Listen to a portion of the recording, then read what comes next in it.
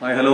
അങ്ങനെ നമ്മുടെ കേന്ദ്രമന്ത്രിയായ ശ്രീ സുരേഷ് ഗോപി സാറിനെ കാണുവാനില്ല എന്നും പറഞ്ഞുകൊണ്ടൊരു പരാതി കൊടുത്തിട്ടുണ്ട്. നമ്മുടെ തൃശ്ശൂര് പാർലമെന്ററി മണ്ഡലമായ തൃശ്ശൂര് സുരേഷ് ഗോപി സാർ നിലവിലെ MP ആയ കേന്ദ്ര സഹമന്ത്രിയായ പെട്രോളിയം അതുപോലെ തന്നെ നമ്മുടെ ടൂറിസത്തിന്റെയൊക്കെ സഹമന്ത്രിയായ സുരേഷ് ഗോപി സാറിനെ കാണുവാനില്ല എന്നും പറഞ്ഞുകൊണ്ടൊരു പരാതി ഉന്നയിച്ചിരിക്കുകയാണ് KS-ന്റെ ഒരു മെമ്പർ.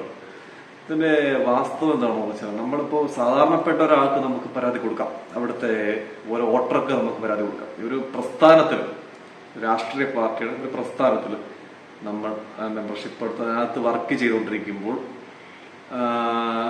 അത് അവർക്ക് ഈ പരാതിയുമായിട്ട് എങ്ങനെ മുമ്പോട്ട് പോകാൻ സാധിക്കും, അതെന്താണ് അതിന്റെ അടിസ്ഥാനം എന്ന് എനിക്ക് ഒട്ടും മനസ്സിലാകുന്നില്ല. കാരണം എന്ന് വെച്ചാൽ നമുക്കറിയാം, സുരേഷ് ഗോപി എന്ന് പറഞ്ഞാൽ അദ്ദേഹത്തിന് ഇതിന് മുമ്പ് വേട്ടയാടാൻ തുടങ്ങിയിട്ട് കാലങ്ങൾ കുറച്ചായി. ഇപ്പം ആദ്യത്തെ വേട്ടയാടലൊന്നും അല്ല ഇപ്പൊ തുടങ്ങിയിരിക്കുന്നത്. ഒരുപാട് നാളുകൊണ്ട് വേട്ടയാടുന്നുണ്ട്. ഈ വേട്ടയാടലുകൾ അദ്ദേഹത്തിന് വോട്ടായിട്ട് മാറുന്നതാണ് നമ്മൾ കണ്ടത്. 75,000 വോട്ടിന്, അത്രയും ഭൂരിപക്ഷ വോട്ടിന് വിജയിച്ചു കയറി വന്നൊരു മഹാമനുഷ്യനാണ്. കാരണം അവിടെ ആ ഒരു 2019 ഇലക്ഷനിൽ നിന്നും വളരെ കുറച്ച് ഭൂരിപക്ഷത്തിലാണ് പരാജയപ്പെട്ടത്. ആ 2019 മുതൽ ആ തൃശ്ശൂർ കേന്ദ്രീകരിച്ച് പ്രവർത്തിച്ചു വരുന്ന ആളാണ്. ശക്തൻ മാർക്കറ്റിന് വേണ്ടിയിട്ട് 1 കോടി രൂപ അവിടെ കയ്യിൽ നിന്ന് കൊടുത്തിട്ടുണ്ട്. പിന്നെന്ന് പറഞ്ഞു കഴിഞ്ഞാൽ അത്ര 5 കൊല്ലത്തോളം അവിടെ നിന്ന് വർക്ക് ചെയ്ത് ഇങ്ങ് പോട്ടില്ല, അവിടെ തന്നെ ഉണ്ട്, ആ മണ്ഡലത്തിലുണ്ട്, നിറഞ്ഞു നിൽക്കുകയാണ്. അപ്പൊ അവിടെ ഇപ്പൊ നിറഞ്ഞു നിൽക്കുന്ന എത്രയോ മണ്ഡലങ്ങൾ ഞാൻ പറഞ്ഞുതരാം. എത്രയോ മണ്ഡലങ്ങൾ നമ്മളിപ്പോ ജയിപ്പിച്ചു വിട്ട MLA-മാരെ പോലും കാണാനില്ല. ഉദാഹരണം നോക്കിയാൽ നിങ്ങൾക്ക് അറിയാൻ പറ്റും. ഞാൻ പേരൊന്നും എടുത്ത് പറയുന്നില്ല, ആരെയും പരാമർശിക്കുന്നില്ല. നമ്മൾ ഈ തെക്കേ അറ്റം മുതൽ വടക്കേ അറ്റം വരെ 140 മണ്ഡലങ്ങളുണ്ട്. ഈ 141 മണ്ഡലങ്ങള് നോക്കിക്കഴിഞ്ഞാൽ എത്ര MLA-മാര് ആ ജയിപ്പിച്ച് വോട്ട് ചോദിക്കാൻ വേണ്ടി വരുന്നതല്ലാതെ ആ സമയത്ത് അവിടെ കാണും, നിറഞ്ഞു നിൽക്കും. വോട്ട് മേടിച്ചോട്ട് ജയിച്ചു കഴിഞ്ഞാൽ പിന്നെ ആ വഴിക്ക് പിന്നെ കാണില്ല. പിന്നെ അടുത്ത കാണുന്ന 5 കൊല്ലം കഴിഞ്ഞിട്ട് അടുത്ത ഇലക്ഷൻ വരാറാകുമ്പോൾ കാണുന്നത്. അതുപോലെ MP-മാര്. നമുക്കിതെല്ലാം നമ്മൾ ഇങ്ങനെയുള്ളൊരു ആരോപണം ഉന്നയിക്കുമ്പോൾ അല്ലെങ്കിൽ ഒരു പരാതി കൊടുക്കുമ്പോഴായാലും ഇത് കാണുന്ന ജനങ്ങള്, ഇത് മണ്ടരല്ലത്. കാണുന്ന ജനങ്ങളായാലും ഇപ്പൊ ഈ വാർത്തക്കകത്തൊക്കെ വെണ്ടയ്ക്ക അക്ഷരം പോലെ എഴുതി വന്നേക്കാണ്, സുരേഷ് ഗോപി എന്ന് പറഞ്ഞ MP-യെ കാണുവാനില്ല എന്ന് പറഞ്ഞുകൊണ്ട് ഈ മീഡിയക്കകത്ത് വരെ എത്ര വലിയ വാർത്തയായിട്ടൊക്കെ വന്നേക്കോടെ. എന്നാലോചിച്ച് നോക്കിയേ, ഇതിപ്പോ കാണുന്ന ജനങ്ങൾ ഇത് മണ്ടന്മാരൊന്നുമല്ല. അപ്പൊ ഈ കഴിഞ്ഞ ഇലക്ഷന് പുള്ളി ജയിച്ചു നിർമ്മാണം തൊട്ടു മുമ്പുള്ള ആരോപണങ്ങളായാലും നമ്മളിത് കണ്ടോണ്ടിരിക്കുകയാണ്. പുള്ളിക്ക് അത് വോട്ടായിട്ട് മാറിയത്. എനിക്ക് തോന്നുന്നു ഇത്രയും ആ ആരോപണങ്ങൾ ഉന്നയിച്ചുകൊണ്ട് അത് പുള്ളിക്ക് അനുകൂലമായിട്ട് മാറിയത്.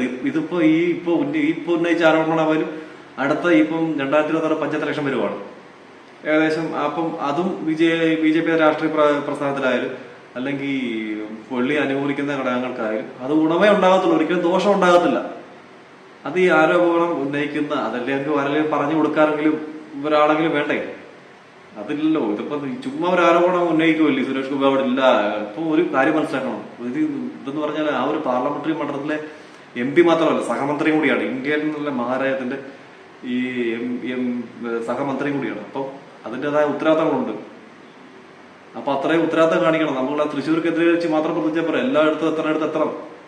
2 പെട്രോളിയത്തിന്റെയും അതുപോലെ തന്നെ ടൂറിസം വകുപ്പിന്റെ സഹമന്ത്രിയാണ്.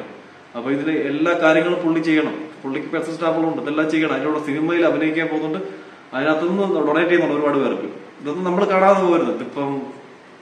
ഇതിപ്പോ ഈ വേട്ടയാടൽ തുടങ്ങിയിട്ട് ഇപ്പം 1-2 ഇപ്പൊ അടുത്തിടെ അല്ലല്ലോ, വേട്ടയാടലുകൾ തുടർന്നുകൊണ്ടിരിക്കുമ്പോൾ അത് വോട്ടായിട്ട് മാറുന്നു. പുള്ളിക്ക് തന്നെ അത് അനുകൂലമാകുന്നുണ്ട്. പുള്ളി പിന്നെ പുള്ളിയുടെ ഒരു ഭാഷാ ശൈലി, ഒരു രീതി എന്ന് പറഞ്ഞാൽ നമുക്കറിയാം. നമ്മൾ ഇപ്പൊ ഇന്ന് മുതലേ കണ്ടു തുടങ്ങിയതല്ലോ സുരേഷ് ഗോപി എന്ന വ്യക്തിത്വം. നമ്മൾ വർഷങ്ങളായിട്ട് കണ്ടു തുടങ്ങിയതാണ്. സിനിമ ആയപ്പോ മുതൽ കണ്ടു തുടങ്ങിയതാണ് പുള്ളിയുടെ ജീവിത രീതി. നമ്മൾ എല്ലാം ഡെയിലി അപ്ഡേറ്റ് നമ്മൾ കണ്ടോണ്ടിരിക്കുകയല്ലേ. പുള്ളി എങ്ങനെയാണ് പെരുമാറുന്നത്, പുള്ളിയുടെ സംസാര രീതി എങ്ങനെയാണെന്നെല്ലാം നമുക്കറിയാന്നേ. ഇപ്പൊ ഈ സാധാരണ നമ്മൾ ഈ വോട്ട് ചെയ്യുന്നവർക്കായാലും അല്ലെങ്കിൽ ഈ കേരളത്തിലുള്ള ഈ ലോകത്തുള്ള എല്ലാവർക്കും അറിയാൻ പറ്റുന്ന ഒരു കാര്യമാണ്. അതിന് പ്രത്യേകിച്ച് ആരും പറഞ്ഞു കൊടുക്കേണ്ട കാര്യമൊന്നുമില്ല. പിന്നെ ഇതൊന്നും പറഞ്ഞത് ചീപ്പ് പബ്ലിസിറ്റിക്ക് വേണ്ടിയിട്ട് അല്ലെങ്കിൽ ഇങ്ങനെ ഒരു ആരോപണമൊക്കെ ഉന്നയിക്കുന്നു, നോക്കി കണ്ടൊക്കെ ഒരു പരാതിയൊക്കെ, അതിനകത്തൊരു കഴമ്പില്ലാത്ത പരാതി. നമ്മൾ എന്തെങ്കിലും ഒരു വാസ്തവം എന്തെങ്കിലും ഒരു കഴമ്പൊക്കെ ഉണ്ടെന്നുണ്ടെങ്കിൽ അപ്പൊ എത്രയോ നമ്മളത് അങ്ങനെ നോക്കുവാണെങ്കിൽ എത്ര പേർക്കെതിരെ പരാതി കൊടുക്കണം ഒന്നാലോചിച്ച് നോക്കി. എത്ര MP-മാർക്കെതിരെ അല്ലെങ്കിൽ എത്ര MLA-മാർക്കെതിരെ നമ്മൾ പരാതി കൊടുക്കണം, അവരെ കാണുന്നില്ലെന്ന് പറഞ്ഞുകൊണ്ട്. ഇതൊക്കെ ഒരിക്കലും ഇതിപ്പോ സംഭവിക്കാൻ പോകുന്ന പറഞ്ഞാൽ പുള്ളിക്ക് അനുകൂല ഘടകമായിട്ട് വരും. പുള്ളി ഇതിനെ കുറിച്ച് ഒരു അക്ഷരപ്പെട്ടത്, കാരണം അതിന് പ്രതികരിക്കേണ്ട കാര്യമില്ല. പിന്നെ ഇത് എന്തെങ്കിലും ഈ മീഡിയക്കാരായാലും എന്തെങ്കിലും പുള്ളിയുടെ വായന്ന് വീടാൻ നോക്കിയിരിക്കണം. അടുത്ത ചാനൽ ചർച്ചയ്ക്കിട്ട് വൈകിട്ട് അവർക്ക് വ്യൂസ് കൊടുക്കണ്ടേ, റേറ്റിംഗ് ചാനൽ റേറ്റിംഗ് കൊടുക്കണ്ടേ. അപ്പൊ ഇത് ആൾക്കാർ കാണണമല്ലോ. അപ്പോൾ അത് പുള്ളിയുടെ കുറെ മൈക്കി കൊണ്ട് പോകും അതിന്റെ ഇതെടുക്കാനെ കൊണ്ട്. പറഞ്ഞിട്ട് കാര്യമില്ല. ഇതിപ്പം വേട്ടാള് തുടങ്ങിയിട്ട് ഇപ്പൊ കുറെ ദിവസമായി. ഇതിപ്പോ ഇത് തുടർന്നുകൊണ്ടിരിക്കുമ്പോൾ അത് പുള്ളിക്ക് വോട്ടായിട്ട് മാറും. പുള്ളിക്ക് സുരേഷ് ഗോപി എന്ന വ്യക്തിക്ക് അനുകൂല ഘടകമായിട്ട് തന്നെ ഇത് മാറുന്നുണ്ട്. അതിനകത്തൊന്നും യാതൊരു നമ്മൾ തന്നെ കണ്ടോണ്ടിരിക്കുന്നതാണ്. ഇനിയും വരാം. ഇതെന്ന് പറഞ്ഞത് ഇത് വേട്ടക്കാടലുകൾ ഇങ്ങനെ തുടർന്നുകൊണ്ടേയിരിക്കും.